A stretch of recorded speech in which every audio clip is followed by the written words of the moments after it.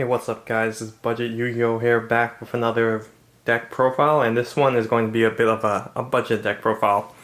It's Crusadia OTK, and this build isn't a going first build, it's a blind going second build, so the literally the only way to play this deck is to try and kill your opponent on the first turn that you get to play. And yeah, basically the combo is to set up like a one punch deal 8,000 plus damage. So pretty fun deck to play. It gets kind of repetitive after a while, but you know, this is one of my fun decks, and it can steal games against certain matchups very easily. And it's pretty fun and consistent deck. So not to mention, most of it is pretty cheap. The Crusader core is pretty easy to pick up for under 10 bucks. Maybe not the Arboreas, but I don't know. Most of it is pretty cheap, and I tried to keep this build budget, so if you want to build it, it's a pretty good option. So I will get into the deck profile and show you guys what I'm working with here. Let me zoom out a little bit. And let's jump into it. So first off, starting with the monsters, I have 3 Crusadia Maximus. This one's probably one of the best ones because so basically all the Crusadia monsters have the effect that they can be special summoned from the hand to a zone where a Link monster points to. So Maximus has the unique effect of Maximus is that it can make one of your Link monsters that it points to deal double battle damage, but only that monster can attack. So this is the main way to deal 8,000 damage from one punch. So Maximus is very important to have for your combo. The next Crusadia we play is Crusadia Draco. This one is also very good because it has the same effect as special summon to a zone a Link monster points, and then also you can add a when you special summon this, you can add back a Crusadia from your graveyard to your hand, so it allows you to further combo off. And keep in mind, all the Crusadias are searchable, so it's very easy to get them all together. And you only need 2 Crusadias to really pull off the OTK. Other than that, it's just finding cards to play around your opponent's negates and interruptions. 3 Crusadia Arborea. This one is probably the most expensive Crusadia monster because it's being used in other decks because it's a tuner. But it's a warrior, searchable off Rhoda. And this one, you can banish it from the graveyard to protect your Crusadia monster from being Crusadia Link monster from being destroyed. Actually, it's not just Link monsters, any Crusadia monster. So this will work well with this next card, just Crusadia Reclusia. This one, when it's special summoned, you can pop one card you control, one card your opponent controls. One Crusadia card you control and one card your opponent controls. So you can, if you used Arboreas in the graveyard, you can special summon Reclusia and then target itself and then banish the Arborea to save it and then continue Link climbing. So that can help you play through certain things. And then the last Crusadia monster is Leonis.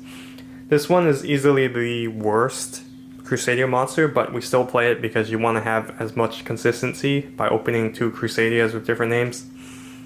And this one allows your Link monster to do piercing battle damage, which is it can come up sometimes, but it's not really that necessary. That's it for Crusadia monsters.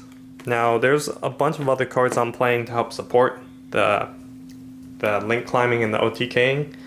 So first off, the new card, Parallel Exceed, very good card in Crusadia, because if you have this in your hand plus any 2 Crusadias, you can get a free rank 4, or if your opponent is able to stop you, you might be able to continue Link climbing. So Parallel Exceed, it's basically free. You special summon it from the hand, and then you can special summon another one from your deck, and they both become level 4.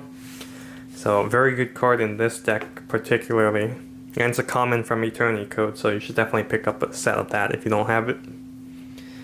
And then I'm playing Kaijus. which is, I'm playing 5. This Gamma Seal should be a different one. I just don't, these are the only kaijus I have right now. But 5 kaijus is pretty good because you can remove threats without having to play around them. And plus, since you're playing Crusadia, you summon these to the zones where the link monsters would point to, and then it doesn't matter what their attack is because your Crusadia monster will gain that attack. And then since it's a blind second deck, Pancratops is good. It's the only main deck back row removal I'm playing besides the Yugioh, so Pancratops is very good. And then the only hand traps I'm playing are 3 Effect Veiler. These would be Ash Blossom, but since this is like a budget version, there's definitely better options like Impermanence and Ash. I would definitely fit those in the deck if you have them. But if you don't, Effect Veiler is pretty good. You want your opponent to have a monster in the field.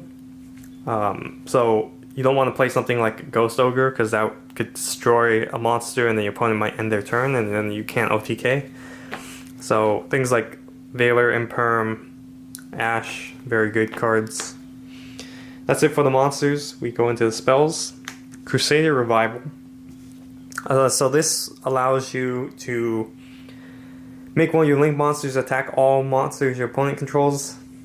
So this is how you, usually what you search for, you want to OTK through multiple monsters. Crusadia Testament. So this one has 2 effects. You can either make it so your opponent can't activate cards or effects in response to your Crusadia monsters, or you can activate this after damage calculation when you destroy a Crusadia. Your link monster destroys an opponent's monster by battle. You draw cards equal to your link monster's link rating. So if we go equal max, destroy something, Testament, draw 3. It's really strong if you find that you can't OTK that turn to get more resources to protect yourself and try and kill them next turn. And I'm playing 2 Crusadia Power. So this is basically you target a Crusadia monster you control, and then that Crusadia monster is unaffected by card effects. So this can help you play through negations. You can set this to protect your Equimax. Very flexible card, it's searchable. It is once per turn though, so I'm not playing 3, even though you kind of want to see this in your opening hand. And then for generic spell cards, I'm playing Triple Desires. Pod Desires is a very good card in any going second deck because you want to be able to play around negations. And anytime your opponent sees you play a pot card or a card that allows you plus, they definitely will try to negate it. So most of the time they will try to negate Desires, and we play multiple copies of all the important cards, so usually it doesn't matter. And plus we're an OTK deck, so we don't need to grind, and then the amount of cards left in your deck, it really doesn't matter. So Desires is a fantastic card in this build of Crusadia. Playing 2 Interrupted Kaiju Slumber. So this is like basically a dark hole, but then it summons out 2 kaijus from the deck. One to your side of the field and one to your opponent. Basically, if you resolve Slumber and you have 2 Crusaders in your hand, and your opponent doesn't play any back row or hand traps, then you just OTK them. That's kind of how this deck works. Slumber is very important because a lot of decks, if they don't have protection from destruction, they aren't playing around Slumber that often. So I've definitely lost games to this because you don't expect it, but it's a very good card to have. And then there's a bunch of 1-ups I play. World Legacy Succession. This might have gone up in price, but still very good because then you can search it off of one of the other cards we play. It's basically a monster born, but it has to summon to a zone and link monster points to. You can play Reinforcement of the Army. They can only search out the Arborea, but that's basically what it is. It's a 16th copy of a Crusadia monster. Mind Control for going second. This can help just bait things out. And then we play Monster Reborn, very generic, and it can help you play through negations. And then I'm playing one Crusadia Crawler just as a backup, because if you go first, this is the spell or trap you want to search off of one of the link monsters. So it's alright. It basically is a trap monster. It summons to a zone. If you summon it to a zone a link monster points to, you can add a World Legacy card from your deck to your hand, which is the one World Legacy Succession that I play. That's it for the main deck. I think it's at 41 cards. Yeah, I don't know about what other cards I would take out, but you know, I mean, you're playing. My philosophy in Yu-Gi-Oh is that if you're playing Desires in the going second deck, the consistency of having 40 cards doesn't really matter, because you get the extra draw at the beginning of the turn anyways. But for the extra deck, playing triple Magius is the most important one because it's a link 1. So all of your combos are basically done through Magius, and then if you summon a monster and affect monster to the zone this points to, then you get to search your deck for a Crusadia monster. Very good card because then you can search out the Crusadia that you need. And then I'm playing 2 Regulex. So Regulex, this gains attack equal to the monsters that it's pointing to. And then also, when a monster is summoned to a zone it points to, you can search for a Crusadia spell or trap. So a lot of the time you search for the field spell, a lot of the time you search for a crawler if you're going first. Play 2 just in case you need to follow up on another turn and link climb. Spatha, in this version of the deck you don't really summon Spatha too often, but it is another option that can come in handy. Basically this just allows you to move a monster that it points to another monster zone. And then we play 2 Equimax. He's very important. He's the boss monster of the deck, and he's how you're going to win most of the games because he gains attack equal to every monster he points to. So ideally you'd have a Kaiju up here, you'd have a Kaiju down here, and then a Crusadia monster down here. And he has an effect where you contribute a Crusadia monster that points to one of the zones, and then negate the effects of a face-up card on the field. Which is very good because it can negate monsters and spells and traps on the field. So it's basically very good negation if you have to go first, or if on a follow-up turn you don't kill your opponent. You can at least do this to disrupt them. So this is the ideal card you go into. I'm not playing Avramax in this build because it's really expensive and I don't think it's necessary for a one-punch build, because it's basically Equimax or bust at this point. So the other link monsters I play is Phoenix and Cerberus. Because you have Magius, it's actually very good because then you'll almost always have a down pointing zone to get the co-link effect to draw a card. So these basically replace themselves. And then if you use the Parallel Exceed, you can summon these for free. So that's pretty good. And then for the rest of the extra deck, you can kind of play whatever you want. I'm playing rank 4s, so I'm just playing the best ones: Dweller, Baguska, and Dugaris. I would say these are the main ones you need. And Tornado Dragon just for additional back row disruption. And Exciton Knight just in case you decide to say YOLO and Parallel Exceed, nuke the field with the Exciton Knight. Well, that's it for the deck profile. I will try and do a quick combo tutorial. I'm sure a bunch of you guys already know how to play Crusadia, but let me just show you real quick. Alright, so imagine you just need any 2 Crusadias, and if you open Parallel Exceed, this is what you can do. Basically, you want to just normal summon the Crusadia that you want back in your hand, and then you can go ahead and link that off into Magius, right? And then now you can special summon. What you can do is you can special summon Parallel Exceed to the zone Magius points to, and this will allow you to special summon from the deck another copy of Parallel Exceed.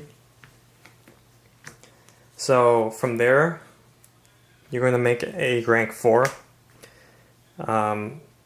So if you want to link summon, you can also do that to a Cerberus or Phoenix, but let's say we want to link summon, and then we can go into something like a Tornado Dragon or Dugaris, depending on whether we want to draw cards or if we want to pop back row. Those are options. Let's just say we go into Dugaris. Now we can just continue with the Crusadia combo. Special summoning. Actually, I forgot. What you can do is you can go Parallel Exceed to Magius, right? Go Magius Chainlink 1 and then Parallel Exceed Chainlink 2 so that you can chain block the Magius. So, say you do that, right? Summon that, and then you can search for Crusadia Draco. So Draco is good because it will allow you to get Maximus back to your hand. So we're gonna go special summon Crusadia Draco, add Maximus back to hand, and then link these two into Crusadia Regulex.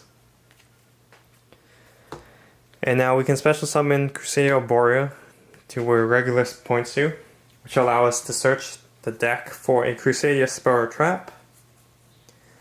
If your opponent has multiple monsters, you want to search Revival. If they only have like one monster, then you might want to search Testament or Crusadia Power. But you go ahead, basically activate Crusadia Revival. And keep in mind you had the Dugaris here, so you can either save it to double Equimax's attack to ensure an OTK, or you can just draw cards if your opponent negated something to help you get more resources. Let's say you just get the Revival. You can link these two into Equimax and then special summon the Maximus to the zone Equimax points to.